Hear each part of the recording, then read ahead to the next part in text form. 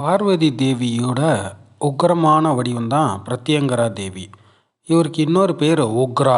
ஏன்னா உக்கிரமாக இருக்கிறதுனால இவரை வழிபட்டால் எதிரிகள் பயம் நீங்கி பல வெற்றிகளை தருபவர். ராமாயணத்தில் ராமருக்கு வெற்றி கிடைச்சதுக்கு காரணமும் மகாபாரதத்தில் பாண்டவர்களுக்கு வெற்றி கிடைத்ததுக்கும் துணையாக இருந்தவர் பிரத்யங்கரா தேவி தான்.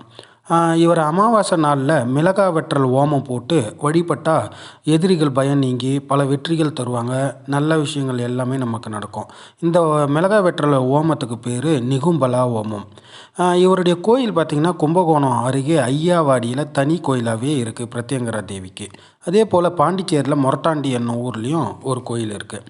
சரி, பிரத்யங்கரா தேவியை எந்த நாளில் எந்த நேரத்தில் வழிபட்டால் ரொம்ப சிறப்பு அப்படின்னு பார்த்திங்கன்னா, அவரை வணங்குறதுக்கு நாளோ நேரமோ எதுவுமே கிடையாது. நீங்கள் எந்த நேரத்தில் வேணாலையும் வணங்கலாம், அவருடைய அருளை பெறலாம்.